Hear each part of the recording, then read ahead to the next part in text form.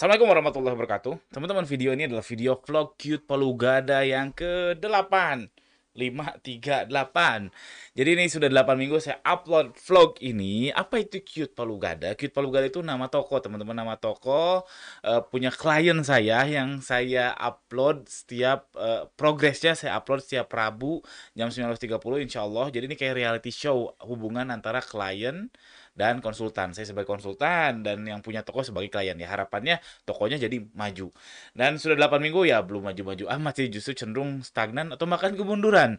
Nah, kalau nanti berhasil Cute Palu Gada ini, wah teman-teman enak banget. Tinggal napak tilas, tinggal mengikuti apa yang benar, apa yang salah. Dan harapannya ya teman-teman juga bisa bisa mencapai keberhasilan tersebut kalau berhasil gitu. Oke, ini yang ke-8 masih jauh dari berhasil. Terima kasih yang sudah ngikutin. Kita langsung mulai video minggu ini. Judulnya adalah target April. Jadi evaluasi bulan April itu gagal, nggak tercapai karena targetnya 3,5 juta. Ini jadi kami sudah bikin, saya sama mbaknya sudah bikin target target omsetnya yaitu 3,5 juta di bulan ini, di bulan apa? Di bulan April. April padahal ada lebaran ya targetnya nih.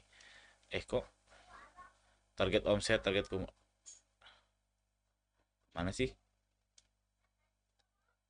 Iya 3,5 juta ya. 3,5 juta tuh semua semua marketplace dan di Shopee-nya cuma 1 juta sekian aja. Ini nggak tercapai banget, nggak tercapai banget. Karena saat ini yang omsetnya cuma di Shopee cuma 280.000 teman-teman, 280.000 jauh 20%-nya 280.000 kecil kecil. Jadi ini tidak tercapai, hanya 280.000 ya gagal. Saya coba analisis di sini. Dan ini saya belum meeting sama beliau karena eh, minggu lalu sayanya lagi nggak bisa karena lagi acara keluarga. Minggu ini beliau juga nggak bisa untuk meeting. Dan ini mengingatkan aja. Jadi kalau mau sukses hubungan antara klien dan konsultan, ini kasusnya bukan hanya di kasus ini ya. Jadi harus sama-sama komitmen. Dan ini nggak mudah teman-teman, serius nggak mudah. Waktu saya kerja di kontraktor ya, saya punya beberapa konsultan. Saya sendiri kadang males gitu ketemu konsultan, jadi komitmen saya pun rendah, jadinya kesuksesan proyeknya pun nggak terlalu bagus gitu. Jadi ini tidak mudah. Makanya kalau teman-teman ada kepikiran untuk hire konsultan, itu juga nggak instan, nggak akan mungkin instan. Harus ada komitmen di antara kedua belah pihak, dari konsultannya iya, atau digital marketing kayak digital agency kayak atau jasa apa kayak. Kalau yang namanya konsultasi seperti ini ya atau jasa ya memang harus ada komitmen. Ibaratnya gini teman-teman, kalau naik naik apa naik gokar gitu ya, naik gokar atau grab car gitu ya, itu kan jasa ya. Terus teman-teman sudah order, terus si abangnya itu nggak komitmen pick up teman-teman, pick up anda gitu kan, artinya ada nggak komitmen, jadinya nggak berhasil, nggak sukses penjemputannya yaitu. Jadi ini mengingatkan ke teman-teman kalau suatu saat teman-teman ada kepikiran jasa konsultan atau digital marketing atau apapun itu, kesuksesan itu kuncinya itu salah satu kunci terutamanya itu adalah komitmen dari kedua belah pihak, dari Anda sendiri dan dari si konsultannya. Oke. Dan kalau kasus saya ini ya minggu lalu saya nggak komitmen, minggu ini si mbaknya nggak komitmen, ya sebenarnya sama-sama aja. Jadi apa ya? Ya memang kenyataannya nggak semudah itu ya menentukan jadwal, padahal kami dealnya sih di setiap Senin kami meeting, weekly meeting. Oke, lanjut. Yang kedua, kenapa bisa gagal? Nah, ini saya coba kasih analisis. Ini namanya root cause analysis ya, teman. Ini saya simplifikasi aja. Jadi, seperti five whys. Ntar ada yang nongol nih.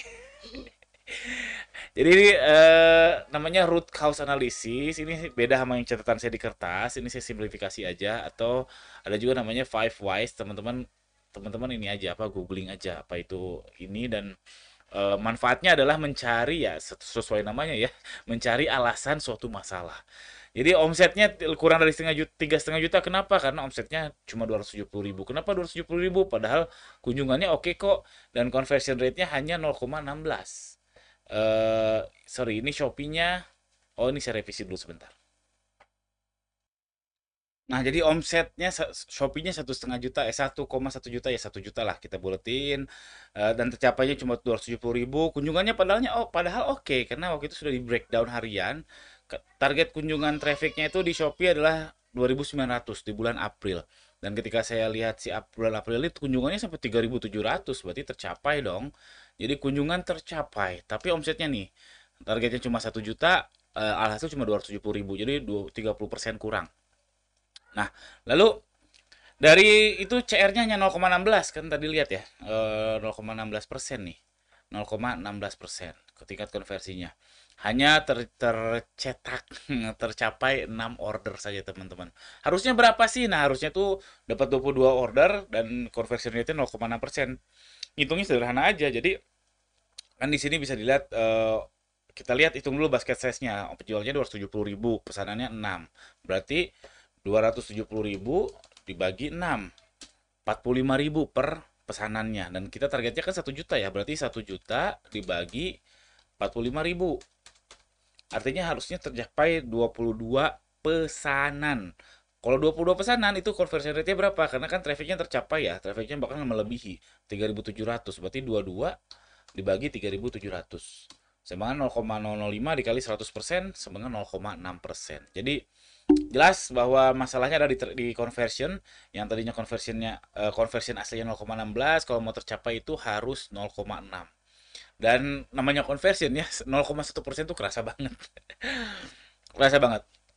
Nah, kalau yang namanya conversion itu gelap, jujur saya juga nggak nemu solusi yang apa ya, yang sangat memuaskan untuk toko saya sendiri untuk ningkatin conversion itu. Karena itu jujur aja gelap. Karena gini, ilustrasinya gini, kalau traffic itu urusan kita sama mesin itu lebih lebih mudah diulik, lebih kita bisa lihat data, lebih gampang di otak-atik lah, lebih gampang. Kita sama mesin sama algoritma dan seterusnya. Tapi kalau urusan conversion orang sudah lihat terus memutuskan untuk beli, itu urusan kita, urusan produk kita sama orang. Berurusan sama orang itu sudah psikis, logis, decisionnya macam-macam, masalah branding lah sebagainya, macam-macam campur aduk. Itulah masalah conversion. Memang pada umumnya semua, bukan semua ya, pada umumnya orang menyarankan untuk meningkatkan conversion itu ya meningkatin harga. Tapi nggak melulu, yes nggak melulu, namanya orang. Kadang orang ya beli iPhone di laku-laku aja tuh, apalagi ya yang mahal. Ya begitulah, karena ini urusannya sama orang. Makanya kalau conversion, masalahnya conversion memang gelap, saya juga gelap. Solusi solusi pastinya dan solusi yang tingkat keberhasilannya tinggi pun saya pun gelap. Gelap jujur aja. Oke, karena saya bingung ya udah saya mencoba kita lihat market outlook-nya. Apakah ada yang 22 ini 22 ya, tadi salah. 22. Apakah ada orang yang jual yang sama dan 22 pieces per bulan? Nah, kita lihat. Jadi produk yang laku dari toko Cute Polugada ini yang ini adalah apa ya, lip balm keju-keju gitulah. Lalu ini ada lipstick bentuknya airport, jadi lucu-lucuan gitu. Lalu di sini ada face stick color geometry duo bla bla bla bla bla. Tadi saya iseng cobain nyari deh yang ini, yang si lip balm, si loves cheese lip balm bla bla bla bla bla. Saya coba pikir-pikir apa ini keyword generiknya ya. Kemungkinan ini adalah cheese lip balm, cheese lip balm. Berarti saya cari nih. Nih produknya yang ini ya, mana? Nah, ini cheese lip balm. Ini punya si Cute Polugada, harganya 55.000. Saya cari cheese lip balm. Lalu saya cari terlarisnya dan kagetnya saya ternyata yang paling larisnya pun nih, yang paling larisnya ini dia cuma 3 terjual per bulan. Harganya sudah murah nih, 25.000. Sedangkan si Cute Polugada ini toko si Cute Polugada ini 55.000. Dan mungkin keywordnya salah, cuy. Saya coba misalkan she loves cheese misalkan. She loves cheese. Saya menemukan hal yang sama, teman-teman.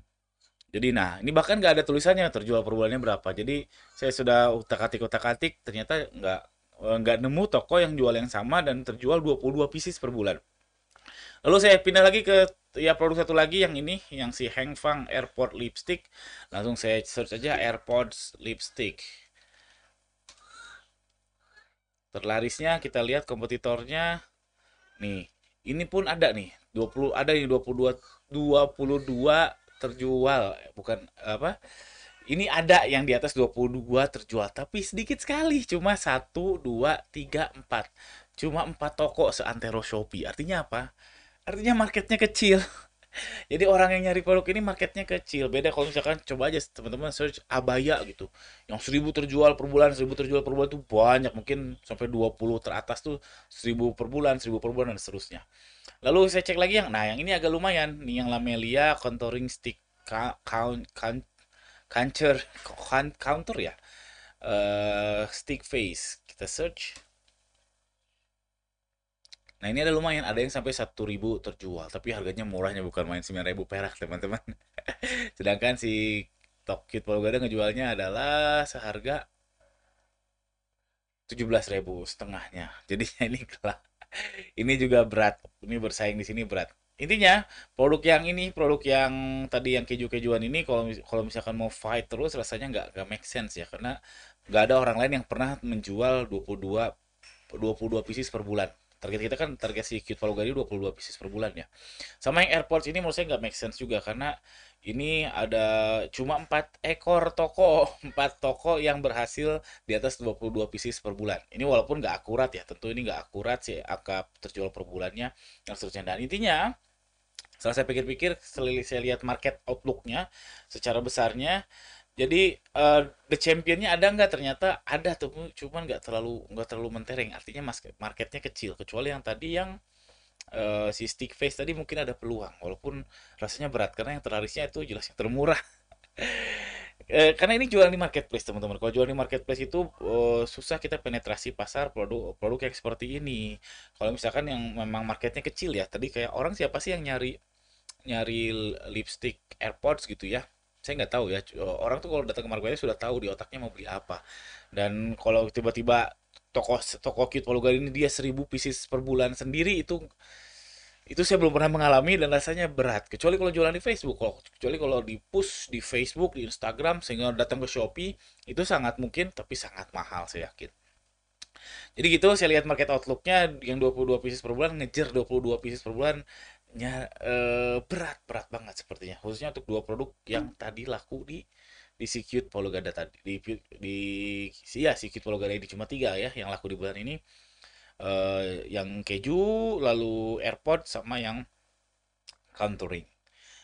Sehingga hipotesa saya produknya jelek, setidaknya dua yang tadi. Produknya jelek dalam tanda kutip ya jeleknya. Mungkin produknya bagus, produknya mungkin bagus untuk bibir lah, saya nggak terlalu paham.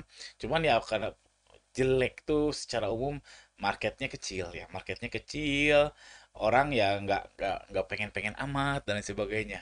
Jadi marketnya kecil sekali dibanding sama market lipstick yang luar biasa besar. Nah ini keputusan tentu ada di owner, meskipun secara pribadi saya melihat oh ini masalah produknya. Jadi konversinya rendah karena produknya memang kurang dicari dan kurang terkenal dalam tanda kutip. Tapi saya nggak bisa bilang ke mbaknya, mbak ini harusnya kita ganti produk. Oh nggak juga, karena yang namanya owner bisnis ya, foundernya bisnis ya, mungkin dia ada visi apa yang itu harus saya sama mbaknya diskusi lebih lanjut karena saya sebagai konsultan advisor aja. Mungkin ada keputusan, ada pertimbangan branding, ada pertimbangan eh, stoknya banyak, mungkin ada pertimbangan karena dia suka atau karena apa itu perlu digali lebih dalam. Cuman kalau secara umum, secara market outlook yang tadi saya bilang, ini produknya memang jelek. Mau nge-push 22 pieces per bulan itu berat, berat setidaknya dua produk yang tadi. Ya, itu aja, mudah-mudahan ada manfaatnya karena ini betul-betul dokumentasi teman-teman. Saya juga lumayan pusing juga mikirinnya. Karena ini pertaruhan. Ini pertaruhan berhasil atau tidaknya vlog ini, si toko ini jadi pertaruhan, ya pertaruhan pertaruhan saya sebagai ya sebagai sebagai konsultan. Sekian aja, jangan lupa subscribe. Sampai jumpa di vlog minggu depan insya Allah di vlog Cute Balogada Rabu jam 19.30. Assalamualaikum warahmatullahi wabarakatuh.